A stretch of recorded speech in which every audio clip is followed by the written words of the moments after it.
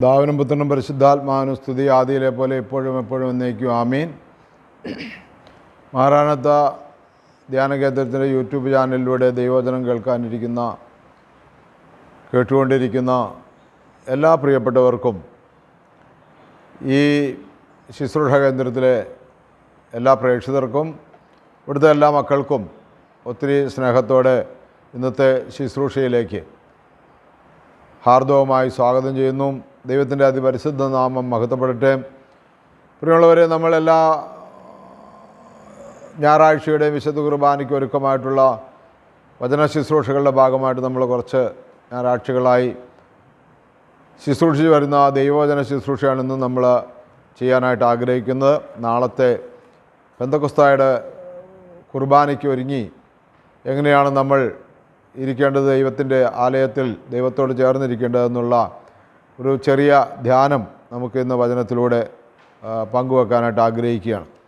ഒരു വാക്ക് നമുക്കിങ്ങനെ പ്രാർത്ഥിക്കാം. ഞങ്ങളെ അത്യധികമായി സ്നേഹിക്കുന്ന സ്വർഗ്ഗപിതാവേ, ഈ നല്ല സമയത്തിനായി നിന്ന് ഞങ്ങൾ നന്ദിയോടെ സ്തുതിക്കുന്നു, സ്തോത്രം ചെയ്യുന്നു, മഹത്വപ്പെടുത്തുന്നു. എല്ലാ നന്മകളാലും ഐശ്വര്യങ്ങളാലും ഞങ്ങൾ നിറയ്ക്കണമേ. വചന കേൾവി ഞങ്ങൾക്ക് അനുഗ്രഹത്തിന് കാരണമായിരിക്കട്ടെ. ഞങ്ങളുടെ ഭവനത്തിനും ഞങ്ങളുടെ വ്യക്തി ജീവിതത്തിനും ഞങ്ങളുടെ സാമൂഹ്യ ജീവിതത്തിനും ഞങ്ങളായിരിക്കുന്ന എല്ലാ മേഖലകളിലും ഞങ്ങളുടെ ജോലിസ്ഥലങ്ങളിലും എല്ലായിടത്തും നാഥാ നിൻ്റെ കൃപ ധാരാളമായി ചൊരിയണമേ. ഈ വചനമനുസരിച്ച് ഞങ്ങൾക്ക് ജീവിക്കുവാനുള്ള ശക്തിയും ബലവും നൽകി അനുഗ്രഹിക്കണമേ. പരിശുദ്ധ അമ്മേ, ദൈവമാതാവേ, സകല വിശുദ്ധന്മാരെ ശുദ്ധിമതികളെ പ്രാർത്ഥിക്കണമേ. യേശുവിൻ്റെ പരിശുദ്ധ നാമത്തിൽ തന്നെ ആമേൻ. ഹല്ലേലൂയ. പ്രിയമുള്ളവരെ, നാളത്തെ ഞായറാഴ്ച പെന്തക്കോസ്ത് ഞായറാഴ്ച ആണെന്ന് നമുക്കെല്ലാവർക്കും അറിയാമല്ലോ. ഉയർപ്പ് മുതൽ 50-ാമത്തെ ദിവസം വരെയുള്ള കണക്കിലാണ് 50-ാം ദിവസം എന്ന് പറയുന്നത്. ഇത് പരിശുദ്ധാത്മദാനവുമായി ഈ പദത്തെ നമ്മൾ ബന്ധിപ്പിക്കുന്നു. ക്രിസ്ത്യാനികൾ ഈ പെന്തക്കോസ്തിനെ പരിശുദ്ധാത്മാവിൻ്റെ ദാനം ലഭിക്കുന്ന ദിവസമായിട്ടാണ് കണക്കാക്കി വരുന്നത്. യേശുക്രിസ്തുവിന് മുമ്പ് മുതലേ യഹൂദരുടെ ഒരു ഉത്സവമായിരുന്നു ഇതെന്ന് പണ്ഡിതന്മാർ പറയുന്നുണ്ട്. ഗ്രീക്കിൽ ഈ പദത്തിന് 50-ാമത്തേത് എന്നാണ് അർത്ഥം. പെസഹയ്ക്ക് പിൻവരുന്ന 2-ാം ദിവസം കഴിഞ്ഞുള്ള 50-ാം ദിവസമാണിത് കൊണ്ടാടുന്നത്. നമ്മെ സംബന്ധിച്ചിടത്തോളം ഉയർപ്പിന് ശേഷം വരുന്ന ഉയർപ്പ് പെരുന്നാളിന് ശേഷം വരുന്ന 7-ാമത്തെ ഞായറാഴ്ചയാണിത്. പ്രിയമുള്ളവരെ, ഇത് യഹൂദർക്ക് ഒരു കൊയ്ത്തു പെരുന്നാളായിരുന്നു എന്ന് പണ്ഡിതന്മാർ പറയുന്നു. എന്നാൽ കൽപ്പനകൾ ലഭിച്ച ദിനമായിട്ടും അവർ ഇതിനെ കൊണ്ടാടുന്നു. എല്ലാ ഭാഷയിലും കൽപ്പനകൾ നൽകപ്പെട്ടിരിക്കുന്നതായിട്ടാണ് റബ്ബിമാർ പ്രസ്താവിച്ചിരിക്കുന്നതെന്നാണ് ഈ ബൈബിൾ പണ്ഡിതന്മാർ പ്രിയമുള്ളവരെ ഇതിനെക്കുറിച്ച് പറയുന്നത്. തുടർന്ന് നമുക്ക് അങ്ങോട്ട് പോകുമ്പോൾ സമയത്തിൻ്റെ ഉള്ളിൽ നിന്നുകൊണ്ട് ചിന്തിക്കാമെന്ന് വിചാരിക്കുന്നു അതിനെക്കുറിച്ചൊക്കെ. ഇന്ന് ഞാൻ നിങ്ങളോടുമായിട്ട് പങ്കുവെക്കാനായിട്ട് ഉദ്ദേശിക്കുന്നത്, ഞാൻ പറഞ്ഞല്ലോ, പെന്തക്കോസ്തെക്കുറിച്ചാണ്. അതിൻ്റെ 1-ാമത്തെ പഴയ നിയമ വായനയിൽ നിന്നാണ് ഇപ്പോൾ ഞാൻ തുടങ്ങാൻ ആഗ്രഹിക്കുന്നത്. ഒന്ന്, പഴയ നിയമ വായന പുസ്തകത്തിൽ കലണ്ടർ പ്രകാരം 3 വായനയാണ് കൊടുത്തിരിക്കുന്നതെങ്കിലും ഈ കുറിപ്പ് പുസ്തകത്തിൽ അത് 6-7 വായനകളൊക്കെ ആയിട്ട് ക്രമീകരിച്ചിട്ടുണ്ട്. പക്ഷേ എങ്കിലും ഞാൻ ഈ പഴയ നിയമത്തിലെ 3 വായനകളിൽ നിന്നാണ് ഇപ്പോൾ അല്പം ധ്യാനിക്കാനായിട്ട് ആഗ്രഹിക്കുന്നത്. ഒന്ന്, പുറപ്പാട് പുസ്തകം 19-ാം അധ്യായത്തിൻ്റെ 1 മുതൽ 21 വരെ വാക്യങ്ങളിലാണ്. പുറപ്പാട് പുസ്തകം 19-ാം അധ്യായത്തിൻ്റെ 1 മുതൽ 21 വരെ വാക്യങ്ങൾ നമ്മൾ വായിക്കുമ്പോൾ സീനായ് മലയിൽ വെച്ച് യഹൂദ ധർമ്മശാസ്ത്രം ലഭിക്കുന്നു എന്നുള്ളതാണ് ഒന്ന്. സീനായ് ഉടമ്പടി എന്ന് പറയുന്ന ആ ഒരു പ്രധാനപ്പെട്ട സംഭവം അവിടെ നടക്കുന്നുണ്ട്. രണ്ടാമത്, മഹത്വ പ്രത്യക്ഷതയാണ്. ദൈവം അവർക്കിടയിൽ ഇറങ്ങി വരുന്ന ഒരു വലിയ മഹത്വത്തിൻ്റെ പ്രത്യക്ഷത. രണ്ടാമത്തെ വായന നമ്മൾ സദൃശവാക്യങ്ങളിൽ നിന്നാണ്. സുഭാഷിതങ്ങൾ 4:18 മുതൽ 5-ാം അധ്യായം 2-ാമത്തെ വാക്യം വരെ. മൂന്നാമത്തെ വായനയായിട്ട് പറയുന്ന യെശയ്യാ പ്രവാചകൻ്റെ പുസ്തകം 42:6 മുതൽ 16 വരെയാണ്. പുറപ്പാട് പുസ്തകത്തിൽ നിന്ന് അല്പസമയം ധ്യാനിച്ച് പോകാമെന്ന് വിചാരിക്കുന്നു. പുറപ്പാട് പുസ്തകം 19-ൻ്റെ 1 മുതൽ 21 വരെ ഞാൻ നിങ്ങളോട് പറഞ്ഞു. സീനായ് മലയിൽ വച്ച് അവർക്ക് ഉടമ്പടി നൽകപ്പെട്ടു. യഹൂദ ധർമ്മശാസ്ത്രം, യഹൂദന്മാർ ദൈവഹിതമനുസരിച്ച് എങ്ങനെയാണ് പ്രവർത്തിക്കേണ്ടതെന്നുള്ള ആ ഉടമ്പടി അവർക്ക് ലഭിക്കപ്പെട്ടു. പിന്നെ മഹത്വ പ്രത്യക്ഷത ലഭിക്കപ്പെട്ടു. എൻ്റെ 5-ാമത്തെ വാക്യം ഇങ്ങനെയാണ് നമ്മൾ വായിക്കുന്നത്: നിങ്ങൾ എൻ്റെ വാക്കുകൾ കേൾക്കുകയും എൻ്റെ ഉടമ്പടി പാലിക്കുകയും ചെയ്താൽ നിങ്ങൾ എല്ലാ ജനങ്ങളിലും വെച്ച് എനിക്ക് ഏറ്റവും പ്രിയപ്പെട്ട എൻ്റെ സ്വന്തജനമായിരിക്കും. ഇത് നമ്മൾ ശരിക്കും പറഞ്ഞാൽ ദൈവത്തിൻ്റെ കർത്താവിൻ്റെ വാഗ്ദത്തമായ ഈ പെന്തക്കോസ്തി പെരുന്നാളുമായിട്ട് നമുക്ക് ബന്ധപ്പെട്ട് നമുക്ക് ലഭിക്കുന്ന പരിശുദ്ധാത്മാവിനെ നമ്മൾ ധ്യാനിക്കേണ്ടതിൻ്റെ ആവശ്യകതയിലേക്കാണ് ഞാൻ ഈ പഴയ നിയമ കാര്യങ്ങൾ ഓർപ്പിക്കുന്നത്. പെന്തക്കോസ്തേ ദിനം പരിശുദ്ധാത്മാവ് നമ്മുടെ മുമ്പിൽ വന്നു കഴിയുമ്പോൾ അവൻ സത്യത്തെക്കുറിച്ചും നീതിയെക്കുറിച്ചും ന്യായവിധിയെക്കുറിച്ചൊക്കെ നിങ്ങളെ ബോധ്യപ്പെടുത്തും, പ്രമാണങ്ങൾ അനുസ്മരിപ്പിക്കും. ഞാൻ ഈ പെന്തക്കോസ്തായുടെ ഒരുക്ക ശുശ്രൂഷയിലൂടെ പാർട്ട് 1, പാർട്ട് 2 എന്നുള്ള അങ്ങനെയുള്ള ആ ഒരു എപ്പിസോഡിലൂടെ നിങ്ങളോട് പറഞ്ഞ കാര്യങ്ങളൊക്കെയാണത്. അതുകൊണ്ട് പ്രിയമുള്ളവരെ ഒന്നും കൂടി ഓർത്തിരിക്കാൻ വേണ്ടി ഒന്ന് ഓർപ്പിച്ചെന്ന് മാത്രം.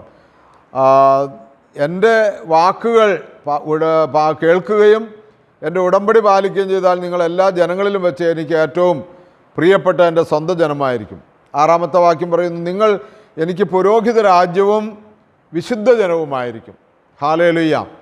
കണ്ടോ, ദൈവത്തിൻ്റെ പുരോഹിത രാജ്യവും വിശുദ്ധ ജനവുമായിരിക്കും.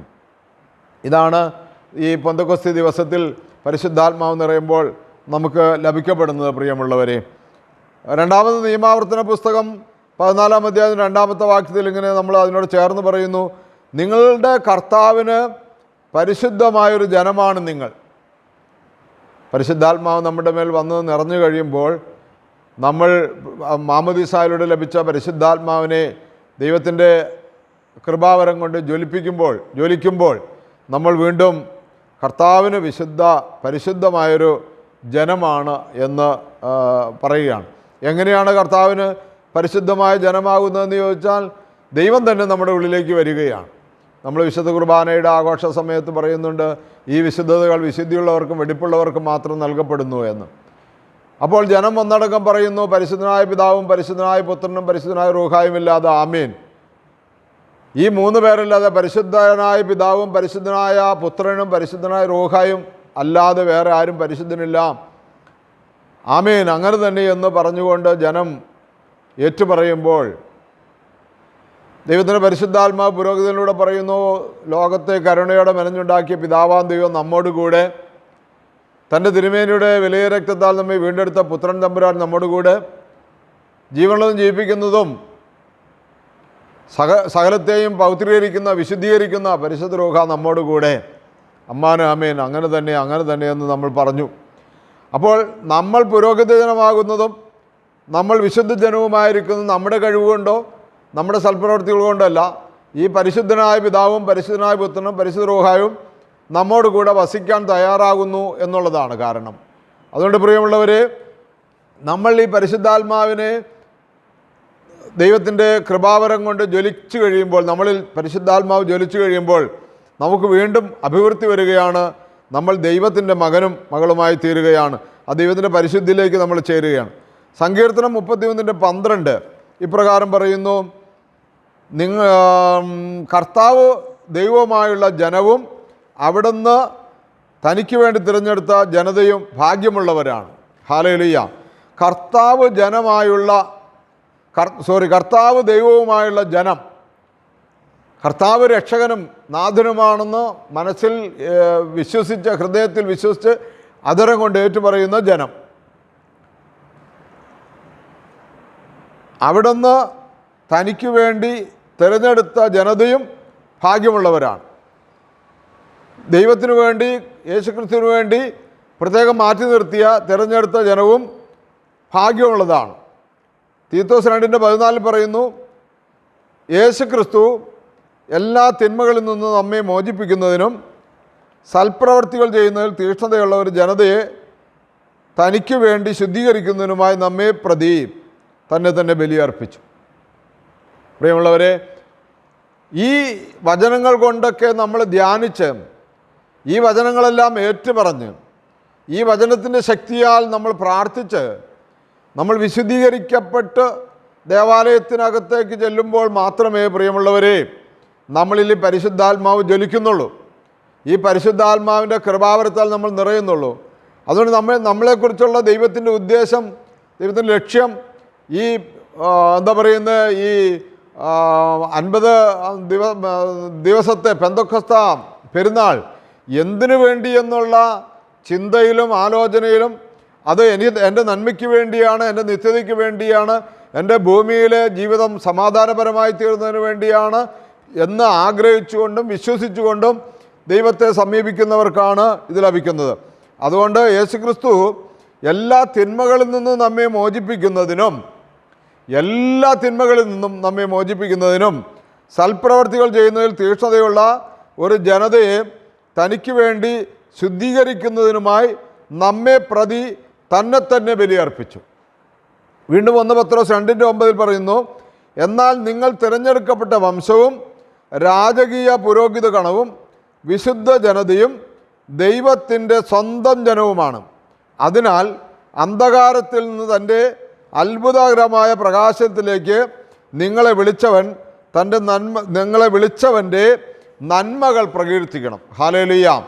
നിങ്ങളെ വിളിച്ചവൻ്റെ നന്മകൾ പ്രകീർത്തിക്കണം. Hallelujah, hallelujah.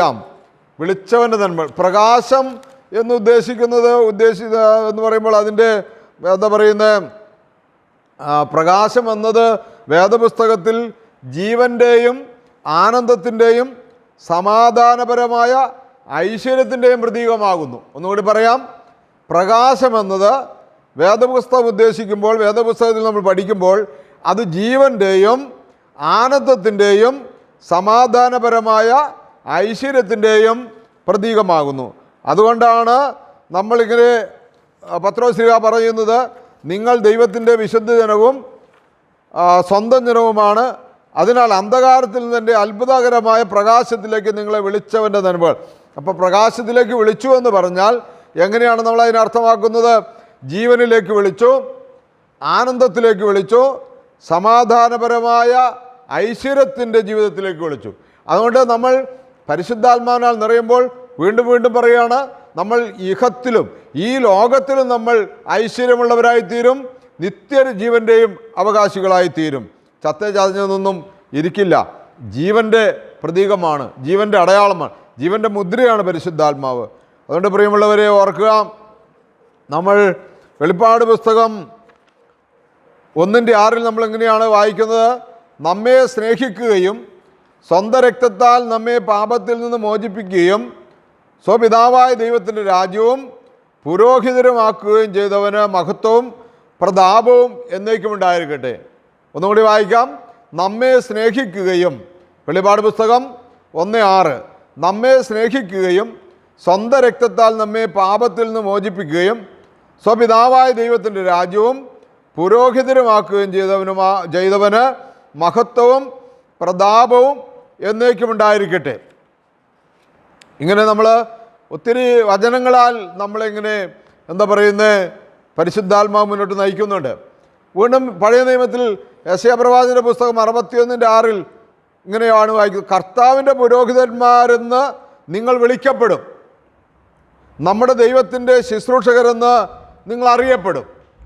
കർത്താവിൻ്റെ പുരോഹിതരെന്ന് നിങ്ങൾ വിളിക്കപ്പെടും, നമ്മുടെ ദൈവത്തിൻ്റെ ശുശ്രൂഷകരെന്ന് നിങ്ങൾ വിളിക്കപ്പെടും.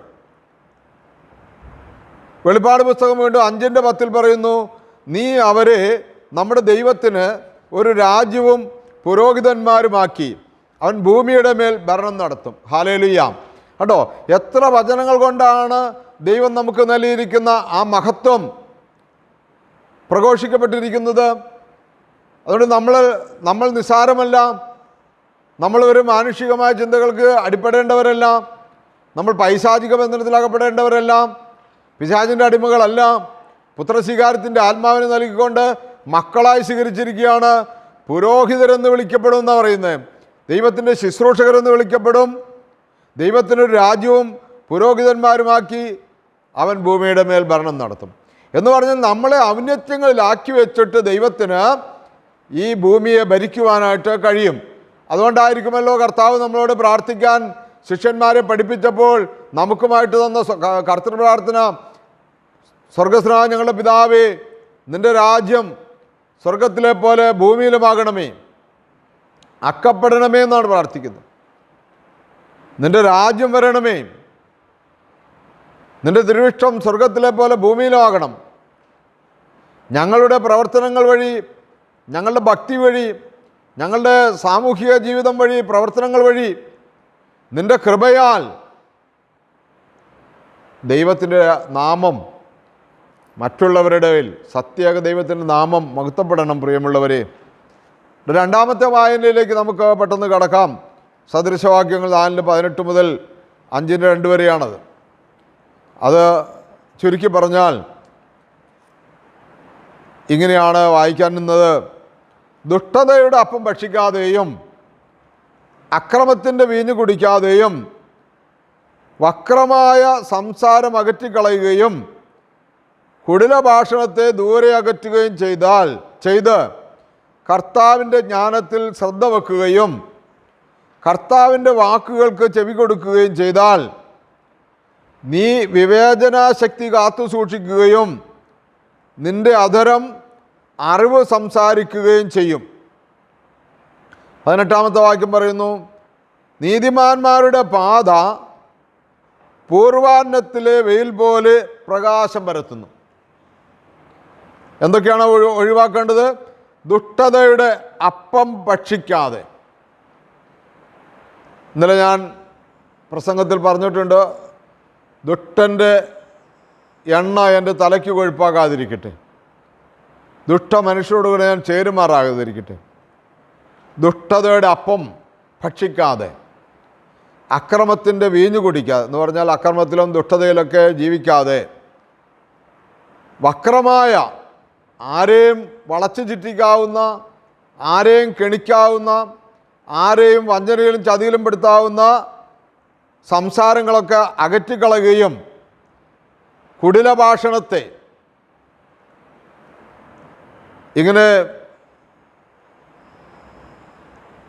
നമ്മളിങ്ങനെ അപ്രയം പിതാവിൻ്റെ ഒരു പ്രാർത്ഥന ചൊല്ലാറുണ്ട്: കർത്താവേ, ദ്രവ്യാഗ്രഹവും മതിയില്ലായ്മ മറ്റു സദാ അക്രമമൊക്കെ വെറുക്കുന്ന നിർമ്മല ചിത്തം നൽകണമേ. കർത്താവേ, ദ്രവ്യാഗ്രഹവും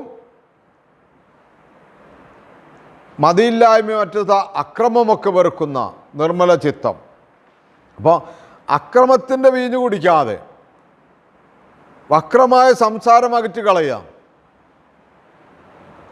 കുടിലങ്ങൾ, തന്ത്രങ്ങൾ ഒക്കെ നിത്യം അകറ്റുന്ന നിർമ്മല ചിത്തം നൽകണമെന്ന് പ്രാർത്ഥിച്ചുകൊണ്ടിരുന്നാൽ, കർത്താവിൻ്റെ ജ്ഞാനത്തിൽ ശ്രദ്ധ വയ്ക്കുകയും കർത്താവിൻ്റെ വാക്കുകൾക്ക് ചെവി കൊടുക്കുകയും ചെയ്താൽ നീ വിവേചനാശക്തി കാത്തു സൂക്ഷിക്കുകയും നിൻ്റെ അധരം അറിവ് സംസാരിക്കുകയും ചെയ്യും. നീതിമാന്മാർ പ്രകാശം പരത്തുന്നവരായിരിക്കും എന്ന് പറഞ്ഞാൽ, പ്രിയമുള്ളവരെ, പരിശുദ്ധാത്മാവിനാൽ നമ്മൾ അഭിഷേകം ചെയ്യപ്പെട്ട് പരിശുദ്ധാത്മാവിനാൽ നിറഞ്ഞ് നമ്മുടെ ജീവിതത്തെ പരിശുദ്ധാത്മാവുമായി ബന്ധിച്ചു കഴിയുമ്പോൾ, അങ്ങനെയാണല്ലോ നമ്മൾ പ്രഭാത പ്രാർത്ഥനയിൽ പാടുന്നത്. ഇങ്ങനൊരു ഗീതം നിങ്ങൾ ചൊല്ലിയിട്ടുണ്ടാവും. പ്രഭാത പ്രാർത്ഥനയൊക്കെ ദേവാലയത്തിൽ പോകാനായിട്ട് ശ്രമിക്കേണ്ടതൊരാവശ്യമാണ്. പള്ളിയിൽ പ്രഭാത പ്രാർത്ഥനയിൽ കുർബാനയ്ക്ക് മുമ്പ് പ്രഭാത പ്രാർത്ഥനയിൽ ചൊല്ലുന്നൊരു പാട്ടുണ്ട്. യേശുക്രിസ്തുവിനെ ഭൂമിയിലേക്ക് അയച്ച ദൈവത്തിനെ പ്രകീർത്തിച്ചുകൊണ്ട്, മഹത്വപ്പെടുത്തിക്കൊണ്ട്. ഇങ്ങനെയാണ്: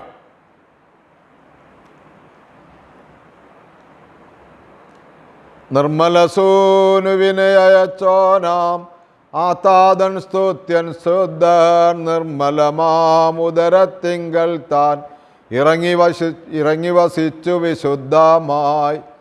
അവനോട് തുല്യം നാമാകാൻ നമ്മെ പോലെ അവനായി, തിരുവിഷ്ടത്താൽ നരനായി നമ്മെ തൻ പിതൃസുതരാക്കി റൂഹായോട് ബന്ധിച്ചിടാൻ. നിർമ്മലസൂനുവിനെ അയച്ച താതൻ സ്തുത്യനും ശുദ്ധനുമാണ്. നിർമ്മലമായ ഉദരത്തിങ്കൽ താൻ ഇറങ്ങി വസിച്ചു. അവനോട് തുല്യം നാമാകാൻ നമ്മെപ്പോലെ അവനായി, തിരുവിഷ്ടത്താൽ നരനായി നമ്മെ തൻ പിതൃസുതരാക്കി റൂഹായോട് ബന്ധിച്ചിടാൻ. അങ്ങനെ പരിശുദ്ധ റൂഹായോട്, പരിശുദ്ധാത്മാവിനോട് ബന്ധിച്ചിടുവാനായിട്ട്, എന്ന് പറഞ്ഞാൽ യോജിപ്പിക്കുന്നതിനായിട്ട്, ഒരുമിച്ച് നിർത്തുന്നതിനായിട്ട് ദൈവം തൻ്റെ പുത്രനെ ലോകത്തിലേക്ക് അയച്ചു.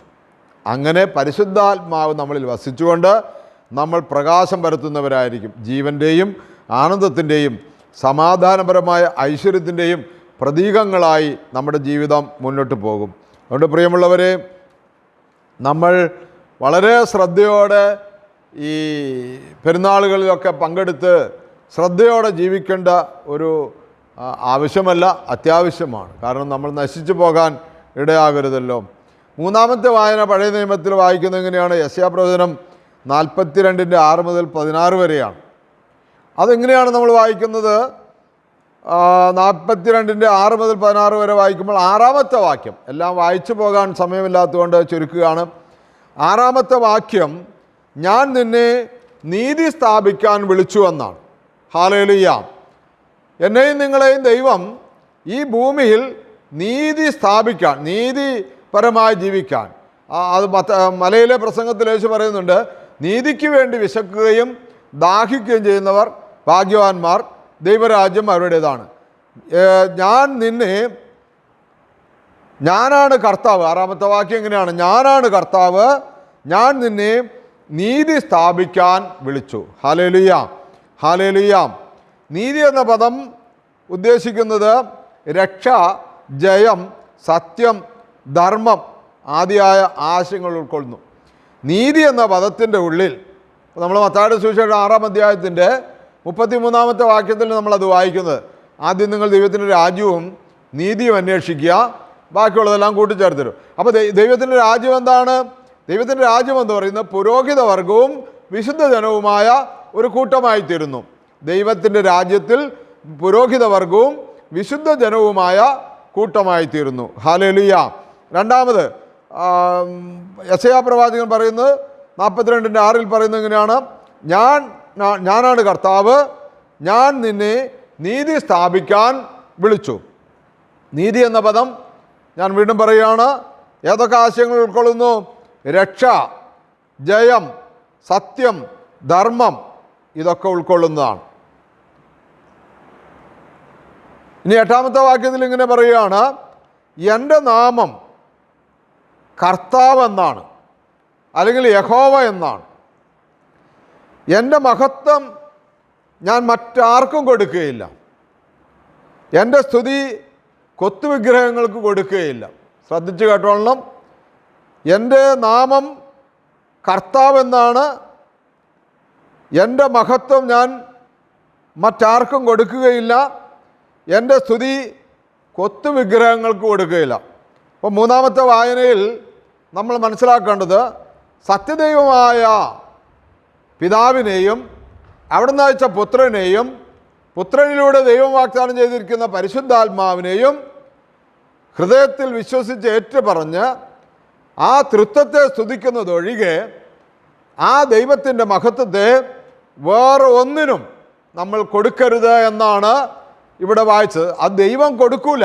ദൈവം കൊടുക്കാതിരിക്കുമ്പോൾ തന്നെ ആ ദൈവികമായ ശക്തിയും ആ ദൈവിക സ്വഭാവവും നമുക്ക് നൽകിയിരിക്കുന്നതുകൊണ്ട് ആ അധികാരം നമ്മൾ ഉപയോഗിച്ച് നമ്മളുടെ സ്വതന്ത്ര ബുദ്ധിക്ക് നമ്മളത് വേറെ ഏതെങ്കിലും ദൈവങ്ങളെന്ന് വിളിക്കപ്പെടുന്നവർക്കോ കൊത്തുവിഗ്രഹങ്ങൾക്കോ മറ്റ് സമ്പത്തിനോ ഒക്കെ കൊടുത്താൽ തീർച്ചയായിട്ടും ദൈവത്തിൻ്റെ കയ്യിൽ നിന്ന് വിടുവിക്കാൻ ആർക്കും സാധ്യമല്ല എന്നുള്ളൊരു തിരിച്ചറിവ് പ്രിയമുള്ളവരെ നമ്മളുടെ മനസ്സിൽ സൂക്ഷിക്കേണ്ടത് ആവശ്യമല്ല, അത്യാവശ്യമാണ്. Hallelujah, hallelujah. യേശുവേ നന്ദി, ദൈവമേ സ്തോത്രം. ഹല്ലേലൂയ. അതുകൊണ്ട് കാര്യങ്ങളെല്ലാം വ്യക്തമായി പഴയ നിയമത്തിൽ നിന്ന് അത്രയും കാര്യങ്ങളാണെന്ന് നമ്മൾ ധ്യാനിക്കുന്നത്. പുതിയ നിയമത്തിലേക്ക് വരുമ്പോൾ പ്രിയമുള്ളവരെ, പുതിയ നിയമത്തിലേക്ക് വരുമ്പോൾ നമ്മുടെ ശ്ലീഹാ വായനയിൽ നമ്മളിങ്ങനെ ആണ് കാണുന്നത്. അവരെല്ലാവരും, ഒന്നാമത്തെ വായന അപ്പോസ്തല പ്രവൃത്തി 2:1 മുതൽ 11 വരെയാണ്. അവരെല്ലാവരും എന്ന് വെച്ചാൽ 120ഓളം ആളുകൾ പരിശുദ്ധാത്മാവിൽ നിറഞ്ഞു. 6-ാം വാക്യത്തിൽ പറയുന്നത്, തങ്ങൾ ഓരോരുത്തരുടെയും ഭാഷകളിൽ അപ്പോസ്തലന്മാർ സംസാരിക്കുകയും ചെയ്യുന്നത് കേട്ട് അത്ഭുതപ്പെടുകയും ചെയ്തു. ഞാനിതിൻ്റെ പെന്തക്കോസ്തയുടെ ആരംഭത്തിലെ ഒരു ഇൻട്രഡക്ഷനിൽ പറഞ്ഞു, എന്താ ഈ റബ്ബിമാർ പറഞ്ഞിരുന്നു, ദൈവം തൻ്റെ ഉടമ്പടി കൽപ്പനകൾ കൊടുത്തിരുന്നത് എല്ലാ ഭാഷകളിലും കൊടുത്തിരുന്നു എന്ന്.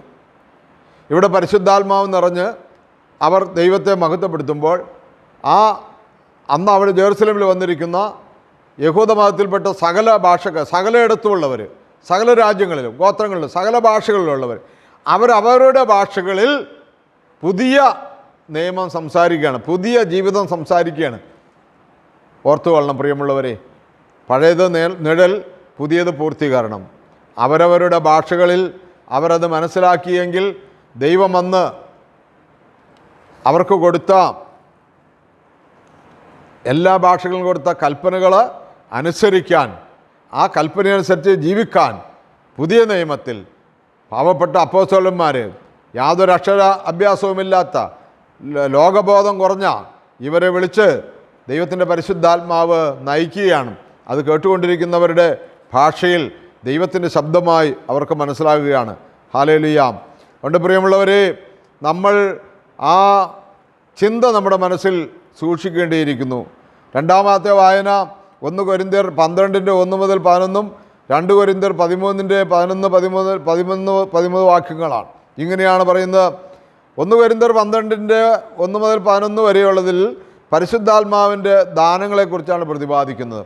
പരിശുദ്ധാത്മാവിൻ്റെ ദാനങ്ങളെക്കുറിച്ച് 2 കൊരിന്ത്യർ 13:11-13 നമ്മൾ വായിക്കുമ്പോൾ, പരിശുദ്ധാത്മാവിൻ്റെ കൃപാവരങ്ങളാൽ എല്ലാവരും നവീകരിക്കപ്പെട്ടിട്ട് വിശുദ്ധ ചുംബനം കൊണ്ട് അന്യോന്യം അഭിവാദനം ചെയ്യുവനെന്നാണ്. ലാസ്റ്റ് ഭാഗമാണത്. എങ്ങനെയാണ്? പരിശുദ്ധാത്മാവിൻ്റെ കൃപാവരങ്ങളാൽ എല്ലാവരും നവീകരിക്കപ്പെട്ടിട്ട് വിശുദ്ധ ചുംബനം കൊണ്ട് അന്യോന്യം അഭിവാദനം ചെയ്യണം. അപ്പോൾ നാളത്തെ പെന്തക്കോസ്താ ദിനത്തിൽ നമ്മൾ ആ ശുശ്രൂഷയിൽ പങ്കെടുക്കുമ്പോൾ നമ്മുടെ ജീവിതത്തിൽ പരിശുദ്ധാത്മാവിനെ സ്വീകരിച്ച് പരിശുദ്ധാത്മാവ് നമ്മളിൽ അഭിവൃദ്ധി പ്രാപിച്ച് നമ്മളെല്ലാവരും, ദേവാലയത്തിൽ കൂടുന്ന എല്ലാവരും വിശുദ്ധ ചുംബനം കൊണ്ട് അന്യോന്യം അഭിവാദനം ചെയ്യണം. ഇപ്പോൾ ഈ കാലഘട്ടത്തിൽ അതിൻ്റെ സാഹചര്യം എങ്ങനെയാണെന്ന് എനിക്കറിയില്ല, എങ്കിലും എല്ലാവർക്കും സമാധാനം കൊടുക്കുന്നുണ്ട്. സമാധാനം കൊടുക്കുന്നതിന് മുമ്പുള്ള കൈകസ്തൂരി കൊടുക്കുന്നതിന് മുമ്പുള്ള ഒരു പ്രാർത്ഥനയുണ്ട്. ശുശ്രൂഷകൻ്റെ ഒരു ആഹ്വാനമുണ്ട്. പ്രാർത്ഥനയല്ല, ശുശ്രൂഷകൻ്റെ ഒരു ആഹ്വാനം. എന്താണ്? വിശുദ്ധ കുർബാനയുടെ ആരംഭത്തിൻ്റെ 2ാം ഭാഗത്ത് ഇങ്ങനെയാണ് ശുശ്രൂഷക്കാരൻ വിളിച്ചു പറയുന്നത്: നമ്മുടെ ദൈവമായ കർത്താവിൻ്റെ സ്നേഹം മൂലം പരിശുദ്ധവും ദൈവമായ ചുംബനത്താൽ ഓരോരുത്തരും അവനവൻ്റെ അടുത്തവന് തമ്മിൽ സമാധാനം കൊടുക്കണം. ജനങ്ങളെല്ലാവരും ഒന്നുചേർന്ന് പറയുന്നത്: ദൈവമായ കർത്താവേ, ഞങ്ങളുടെ ആയുഷ്കാലം മുഴുവനും ഈ സമാധാനത്തിന് ഞങ്ങൾ യോഗ്യരാക്കണമേ. ഹല്ലേലൂയ. അപ്പോൾ ഈ ആയുഷ്കാലം മുഴുവനും ഈ വിശുദ്ധ ചുംബനത്താലുള്ള, ഈ പരസ്പര ആലിംഗനത്താലുള്ള, പരസ്പര കൈ കൊടുത്തുള്ള സമാധാനത്തിലുള്ള ജീവിതം നയിക്കുവാൻ ഞങ്ങളെ യോഗ്യരാക്കണമേ. എങ്ങനെ? പരിശുദ്ധാത്മാവിനാൽ ഞങ്ങളെ യോഗ്യരാക്കണമേ എന്നുള്ള പ്രാർത്ഥന. ഇവിടെ നമ്മൾ കുറവുകളിലേക്ക് നോക്കണ്ട, അവനവൻ്റെ അടുത്തവന് തമ്മിൽ എന്നാണ് പറയുന്നത്. എൻ്റെ അടുത്ത് നിൽക്കുന്നവന് ഞാൻ സമാധാനം കൊടുക്കുകയാണ്. എൻ്റെ അടുത്ത് നിൽക്കുന്നവൻ ആരാണെന്നുള്ളതല്ല, ഞാൻ സമാധാനം കൊടുക്കുകയാണ്. എൻ്റെ കുറവുകളിലേക്ക് പോയി കഴിഞ്ഞാൽ സമയം ഒരുപാടാകും. പ്രിയമുള്ളവരെ, കുറവുള്ളവരാണല്ലോ നമ്മൾ, നമുക്ക് കുറവേ ഉള്ളൂ. പക്ഷെ നിറയ്ക്കുവാൻ ദൈവത്തിൻ്റെ പരിശുദ്ധാത്മാവിന് കഴിയുമെന്നുള്ള വിശ്വാസം. അതുകൊണ്ട് കുറവിലേക്ക് നോക്കി വേദനിക്കേണ്ട, ഈ ആഹ്വാനം സ്വീകരിക്കുക. എന്താണ്? പരിശുദ്ധാത്മാവിൻ്റെ കൃപാവരങ്ങളാൽ എല്ലാവരും നവീകരിക്കപ്പെട്ടിട്ട് വിശുദ്ധ ചുംബനം കൊണ്ട് അന്യോന്യം അഭിവാദനം ചെയ്യുവൻ. Hallelujah, hallelujah. പ്രിയമുള്ളവരെ, വീണ്ടും നമ്മൾ